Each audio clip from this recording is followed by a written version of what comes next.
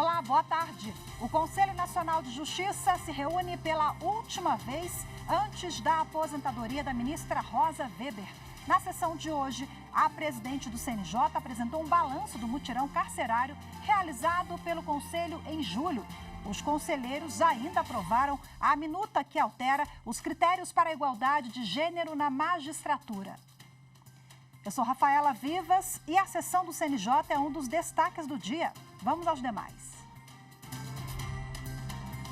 Plenário virtual do Supremo Tribunal Federal julga 5 acusados de participarem dos atos antidemocráticos de 8 de janeiro.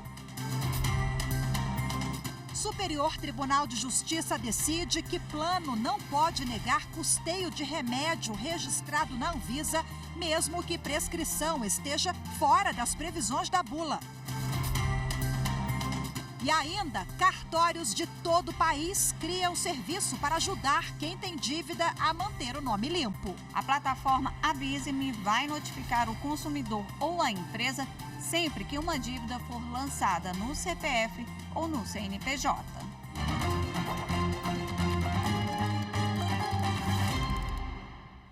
O Supremo Tribunal Federal começou a julgar hoje, em plenário virtual, mais 5 acusados de participação nos atos antidemocráticos de 8 de janeiro. Serão julgados João Lucas Vale Gifone, Jupira Silvana da Cruz Rodrigues, Nilma Lacerda Alves, Davis Baek e Moacir José dos Santos. Essas são as primeiras ações referentes aos atos antidemocráticos a serem analisadas pelo sistema virtual. Os ministros têm até o dia 2 de outubro para apresentar os votos. Quem tem os detalhes é a repórter Carolina Chaves. A presidente do Supremo Tribunal Federal, ministra Rosa Weber, atendeu o pedido do relator, ministro Alexandre de Moraes, com base no regimento interno e resolução do Supremo, para levar as ações penais referentes aos atos antidemocráticos para o plenário virtual da Corte. Todos os réus participaram das invasões aos prédios dos 3 poderes em Brasília e foram denunciados pela Procuradoria-Geral da República. Os advogados e procuradores tiveram prazo até às 11h59 da noite de ontem para apresentar as sustentações orais no sistema. Essas são as primeiras ações referentes aos atos antidemocráticos julgadas no plenário virtual. No plenário físico, os ministros condenaram os 3 primeiros réus a penas que variam de 14 a 17 anos de prisão. Os réus são acusados de golpe de Estado, abolição violenta do Estado Democrático de Direito, associação criminosa armada, dano qualificado e deterioração do patrimônio tombado. No julgamento pelo plenário virtual iniciado hoje, o relator, ministro Alexandre de Moraes, foi o primeiro a se manifestar. Ele absolveu apenas Davis Baek dos crimes de dano qualificado e deterioração do patrimônio tombado e manteve a mesma linha de entendimento dos primeiros julgamentos em relação às outras acusações e aos outros réus. As penas propostas pelo relator também são semelhantes às primeiras condenações, entre 12 e 17 anos de prisão, além de multa. O Poder Judiciário de Mato Grosso realiza audiências concentradas para reavaliação de medidas socioeducativas. A metodologia promove, nessas audiências, a participação de adolescentes, familiares, equipe técnica e outros atores do Sistema de Garantia de Direitos da Criança e do Adolescente. As informações você confere agora com Laura Meirelles. O Poder Judiciário de Mato Grosso está realizando audiências concentradas na Vara da Infância e Juventude da capital para reavaliar a situação dos menores que estão em cumprimento de medidas socioeducativas no Pomeri. A ação é fomentada pelo Conselho Nacional de Justiça. As audiências acontecem a cada 3 meses e a Defensoria Pública e o Ministério Público são parceiros desta ação. A audiência concentrada é a oportunidade que nós temos de ter contato individualizado com cada um desses adolescentes, para rever o caso deles, orientá-los sobre o cumprimento da medida, o que está sendo positivo para o adolescente, o que precisa ser melhorado, tanto pelo adolescente como pela família, as visitas e também pelo próprio sistema, o que o sistema está oferecendo para o cumprimento da medida, o que precisa eventualmente ser melhorado. Eu acho que nós estamos aqui para resolver os processos, né? E não para ficar colocando para frente esses processos, né? Então, quando a gente faz todo mundo junto, né, resolve-se o caso, né, desses menores, né, desses adolescentes em si. A família e as equipes socioassistenciais que acompanham os menores também são ouvidas e os relatórios emitidos pelas assistentes sociais e psicólogas vão ser levados em consideração na hora de reavaliar cada caso. Antigamente, quando a gente mandava só o relatório, ficava uma coisa mais distante, uma coisa mais frágil, né? Uma coisa fria, né? Hoje não. Hoje, através das audiências, quando o adolescente ele participa, né? Ele faz parte do processo, ele também é escutado na audiência, então ele se sente prestigiado, ele se sente ouvido. E a gente vê também aqui dentro, na prática, que os adolescentes encontram-se bem mais motivados, né? Por quê? Porque é um momento que eles têm próximo do juiz ou da juíza para poder estar falando das suas necessidades, da sua programação lá fora, do seu projeto de vida. O trabalho para reavaliar o cumprimento das medidas socioeducativas dos 34 adolescentes internados na unidade continua até o dia 28 de setembro. Após decisão da 4ª turma do Superior Tribunal de Justiça, Plano de Saúde não poderá negar custeio de remédio registrado na Anvisa, mesmo que a prescrição esteja fora das previsões da bula. Mais informações na reportagem de Jéssica Castro. Por unanimidade, os ministros do colegiado entenderam que se um medicamento tem registro na Agência Nacional de Vigilância Sanitária, a Anvisa, a recusa da operadora é abusiva, mesmo que ele tenha sido indicado pelo médico para tratamento em caráter experimental ou uso off-label, ou seja, fora das previsões da bula. Na origem do caso, uma beneficiária de plano de saúde ajuizou a ação contra a operadora para pleitear o custo de um medicamento antineoplástico administrado durante a hospitalização para tratamento de complicações de uma doença autoimune. A operadora do plano alegou que o remédio não estaria incluído no rol de procedimentos e eventos em saúde da Agência Nacional de Saúde Suplementar, não sendo passível de cobertura. E, além disso, sustentou que o uso off-label não estaria previsto no contrato. Mas as duas primeiras instâncias entenderam que esse tipo de uso não é impedimento para a cobertura, ainda que o tratamento seja experimental. E a operadora recorreu, então, ao Superior Tribunal de Justiça. O relator do recurso especial, ministro Raul Araújo, destacou que a jurisprudência do STJ e a redação da Lei dos Planos de Saúde admitem a cobertura de forma excepcional de procedimentos ou medicamentos não previstos no rol da ANS, desde que amparada em critérios técnicos, cuja necessidade deve ser analisada caso a caso. Seguindo esse entendimento, todos os ministros da 4ª turma acompanharam o voto do relator e negaram o recurso da operadora. A empresa brasileira de distribuição de Macapá deve repassar valores a sindicato da categoria para manter o plano de saúde dos associados. Para a 3ª turma do Tribunal Superior do Trabalho, o custeio previsto em norma coletiva não caracteriza interferência nas atividades do sindicato. Os detalhes com o repórter Pablo Lemos. Segundo as convenções coletivas de 2018 a 2022, firmadas entre o sindicato da categoria no Amapá e o sindicato patronal do setor, as empresas teriam de repassar uma quantia mínima de R$ 3,50 por empregado ao sindicato, para cobrir os convênios médicos dos associados. No entanto, de acordo com o Sindicato dos Empregados, a empresa brasileira de distribuição, a EBD, com filial no Amapá, teria parado de fazer os repasses em dezembro de 2019. Por isso, propôs uma ação para receber, além dos valores devidos, a multa prevista em caso de descumprimento. No entendimento do Tribunal Regional do Trabalho da 8ª Região, que compreende o Pará e o Amapá, a lei não proíbe a criação de outras fontes de custeio para viabilizar atividades sindicais favoráveis à categoria. O TRT considerou também que, no caso, o repasse foi convencionado por meio de negociação coletiva de trabalho regular. A empresa recorreu ao Tribunal Superior do Trabalho. Ao rejeitar a análise do recurso, o relator do caso na terceira turma, ministro Maurício Godinho Delgado, verificou que a medida não viola os princípios da liberdade e da autonomia sindicais. Segundo o relator, a cláusula revela uma conquista da categoria profissional na negociação coletiva, que traz benefícios para todos. Ainda de acordo com o ministro, é necessário distinguir a cláusula em exame daquelas em que se criam contribuições patronais genéricas, sem vinculação à prestação de serviços ou à concessão de benefícios. A decisão foi unânime. A empresa entrou com embargos que ainda não foram julgados. A seguir, serviço lançado pelos cartórios vai avisar quando uma dívida é lançada no CPF de uma pessoa ou no CNPJ de uma empresa. Os detalhes você confere em instantes. Voltamos já.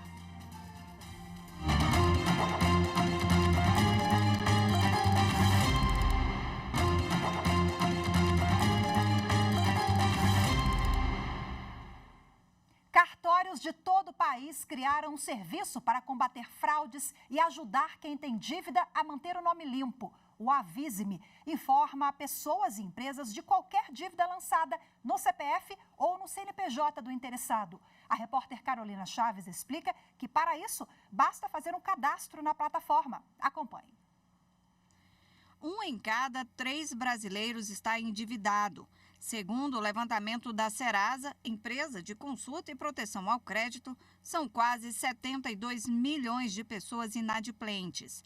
A maior parte tem dívidas por serviços essenciais, como água, luz e gás, mas há também as contas com cartões de crédito e compras no varejo. Muitas dessas dívidas, quando não são pagas, acabam sendo protestadas em cartórios. E ainda os casos de quem caiu em algum golpe. Teve o CPF usado para uma compra sem saber e acaba com o nome sujo. Para ajudar essas pessoas a resolver o problema o mais rápido possível, cartórios de protesto de todo o Brasil criaram uma nova ferramenta. A plataforma Avise-me vai notificar o consumidor ou a empresa sempre que uma dívida for lançada no CPF ou no CNPJ. É tudo de graça e automático. Para saber imediatamente se tem alguma dívida em nome de uma pessoa física ou de uma empresa, basta preencher um formulário no site com o nome, CPF ou CNPJ, e-mail e telefone. Após o cadastro, as notificações vão chegar por mensagens ou e-mail. Esse serviço está disponível para os 3.700 cartórios de protesto das 27 unidades da federação. E para saber mais sobre esse importante serviço à população, a repórter Carolina Chaves conversou com André Gomes Neto, que é presidente do Instituto de Estudos de Protesto de Títulos do Brasil. Vamos acompanhar a entrevista. Doutor André, muito obrigada pela participação aqui na TV Justiça. E a gente já vai começar nosso bate-papo falando sobre a adesão das pessoas e empresas ao Avisa-me, né? O senhor já tem informações de como está o cadastramento? Sim, Carol, nós estamos tendo aí um boom de procura, né? A nossa última medida está em cerca de 8.500 adesões por dia, né? Isso a gente está falando em 3 semanas praticamente em que a ferramenta foi mais amplificada, né, no sentido do seu conhecimento. E a cada dia a gente acha que essa semana já bateremos aí adesão por dia de mais de 10 mil pessoas físicas ou jurídicas. Inclusive a gente tem visto aí uma procura muito grande das pessoas jurídicas também. Agora, doutor André, de que forma essa iniciativa vai ajudar no processo de segurança de dados? Perfeito. A gente sabe que a tecnologia trouxe muita facilidade para a vida de qualquer cidadão, qualquer empresa, mas ela também nos trouxe as piores ameaças, né? Então, hoje, na era da fake news, no sentido de tantas informações falsas, de estelionatários, enfim, de muita coisa que parece verdadeira e não é. Então, na medida em que as pessoas podem se cadastrar num ambiente 100% seguro, sob a supervisão do Poder Judiciário, que é uma grande garantia para toda a população brasileira, esse cidadão, se eventualmente, ou essa empresa, se eventualmente vier a ser protestado, ou melhor dizendo, ter um título apontado contra si, sabe que trata-se realmente de um procedimento rígido, de um procedimento legal. Eu queria que o senhor explicasse agora como é o cadastramento de dívida, né? E como será esse novo serviço? Qualquer um pode ir no www.consultaprotesto.com.br/cadastro, né?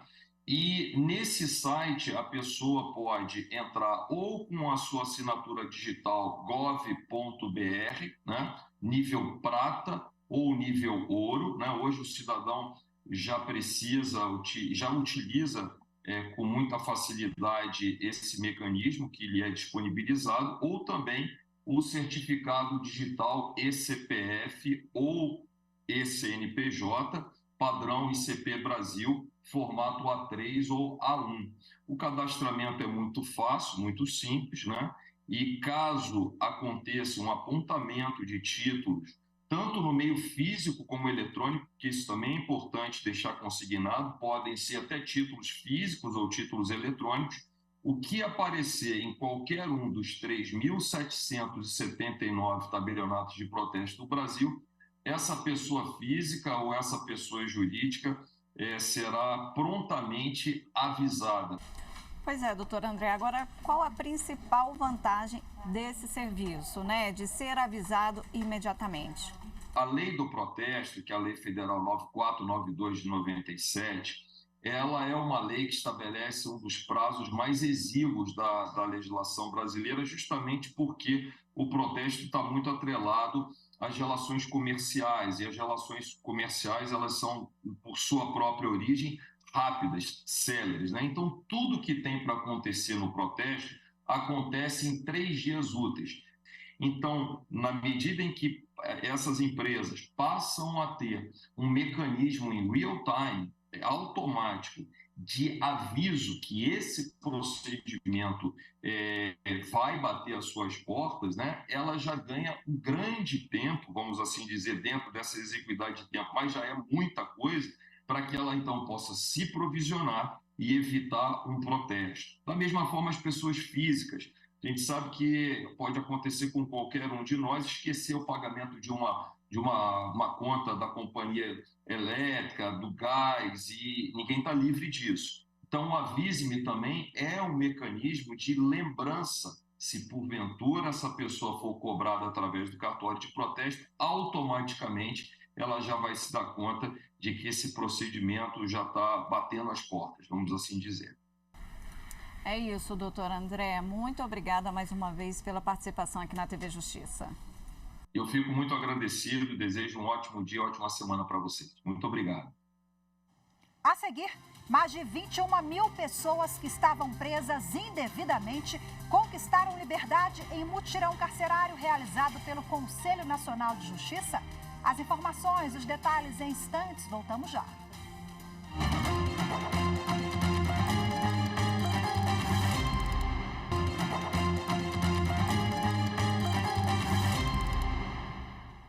O Conselho Nacional de Justiça realiza hoje a última sessão plenária antes da aposentadoria da ministra Rosa Weber.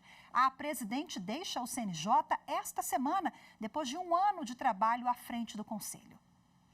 Durante a sessão, foi analisado um ato normativo que prevê mudanças nas regras para a promoção de magistrados, levando em consideração critérios de igualdade de gênero. Foi divulgado ainda o resultado do mutirão processual penal de 2023. O mutirão foi realizado simultaneamente em 27 tribunais de justiça e em 3 tribunais regionais federais do país. Em 30 dias foram analisados 100.396 processos. Desse montante, 70.452 foram submetidos a alguma decisão por parte dos magistrados encarregados. Em 61,7% dos casos, não houve alteração do status processual, mas em 21 mil deles foram identificadas violações no tempo de cumprimento da prisão. Esses dados significam que 27.010 pessoas privadas de liberdade, vejam bem, 27.010 pessoas privadas de liberdade, graças a esse mutirão, tiveram sua situação de aprisionamento modificada. E mais do que isso, as ações do mutirão resultaram na recuperação de liberdade por 21.866 pessoas que estavam indevidamente presas em estabelecimentos penais. O plenário do CNJ também continuou o julgamento de uma proposta que cria critérios para a igualdade de gênero na magistratura. O objetivo é garantir espaço para a promoção de mulheres em tribunais. Na última sessão, 3 conselheiros votaram para a aprovação da normativa. Hoje, o conselheiro Richard Paikin divergiu parcialmente sobre a questão. A respeito desse ponto, imperioso consignar que a proposta sob apreciação viola, a par da legalidade, também o princípio da segurança jurídica, ao alterar o critério da antiguidade para os magistrados já integrantes do Poder Judiciário, em contrariedade à jurisprudência do Supremo Tribunal Federal. Com a manifestação, a conselheira Salise Sanchotene, relatora do caso, fez uma adequação do voto. Nós construímos um consenso aqui de eu fazer uma reformulação do meu voto para retirar a antiguidade e permanecer o meu voto em relação ao merecimento. Eu faria a correção de, ao invés de mencionar listas de juízas, mencionar o quinto mais antigo e avançar nos quintos sucessivos, se não tivermos mulheres no quinto mais antigo, que é a interpretação do Supremo acerca dessa matéria. O plenário do Conselho aprovou, por maioria de votos, a minuta que altera critérios para definir o merecimento na promoção de juízes e juízas e assegurar a equidade de gênero na ascensão de cargos na magistratura. Foi aprovado o ato normativo proposto pela eminente relatora, com as adequações e os reajustes hoje apresentados a partir da divergência parcial do conselheiro Richard. E o início da sessão plenária do CNJ foi marcado por homenagens à ministra Rosa Weber, como nos conta a repórter Evner Araújo. No início da sessão foi lançado o livro Vulnerabilidades e Direitos, a perspectiva da realidade e os debates de direitos humanos. A publicação é dedicada à ministra Rosa Weber. Tive o privilégio de fazer o prefácio da obra, mas não pude, talvez, expressar todo o meu sentimento de gratidão a esta figura pública que, durante toda a sua trajetória, como mulher, como cidadã e como magistrada, somente nos deixou bons exemplos. A obra foi organizada por Amine Haddad, juíza auxiliar da presidência do Conselho Nacional de Justiça. Democracia inabalável registra muito da sua personalidade, ministra. Obrigada por sua coragem ao enfatizar um direito e também um dever de consagração de políticas de Estado, a exemplo desse ecoar equânime da voz feminina em todos os ambientes decisórios e de poder. A conselheira do CNJ, Salise Sanchotene, ressaltou o perfil afetuoso e firme de Rosa Weber na condução dos trabalhos no CNJ. Vossa Excelência é uma pessoa extremamente assertiva, com objetivos firmes e nos conduziu durante esse período aqui de uma forma muito afetuosa e firme nos nossos propósitos. Ao longo da sua gestão, nós realizamos aqui uma série de projetos em relação à equidade de gênero, e nós conseguimos aqui o Observatório dos Direitos Humanos. As mulheres tiveram direito à palavra, tiveram direito à voz, e nós estamos falando de mulheres negras, indígenas, quilombolas, cisgêneros, transgêneros, travestis, mulheres encarceradas e mulheres internadas por medidas de segurança. O conselheiro federal da Ordem dos Advogados do Brasil, Mansur Elias Kabush, homenageou a ministra em nome da OAB. A ministra Rosa Weber é um exemplo de retidão de caráter, serenidade pessoal e uma profunda conhecedora dos procedimentos legais brasileiros. Por isso, no atual momento, a sua aposentadoria, algo que seria mais um acontecimento da nossa normalidade institucional, transforma-se num fato revestido de grandeza histórica, porque está nos deixando uma grande mulher, que nos enche de orgulho e que certamente ficará na história como exemplo a ser seguido. Emocionada, a ministra Rosa Weber agradeceu o apoio que recebeu na gestão do CNJ. Não tenho caminho novo. O que tenho de novo é o jeito de caminhar. E esse jeito que eu, mais quieto, esse perfil mais discreto, é a minha maneira de atuar. Na minha paixão, que são os processos. E os processos que agora eu consegui concretizar naquilo tudo em que nele se busca, que é a solução de conflitos e a promoção do ser humano, balizada sempre pela dignidade da pessoa humana, no Conselho Nacional de Justiça. Semana de homenagens e despedida. Certamente teremos mais homenagens amanhã na sessão plenária do Supremo Tribunal Federal. Homenagens à ministra Rosa Weber, que nos deixa esta semana. Hoje ficamos por aqui. Muito obrigada pela sua companhia. Uma ótima tarde. Temos um encontro marcado amanhã aqui na Rádio e TV Justiça. Eu te espero. Até lá. Tchau, tchau.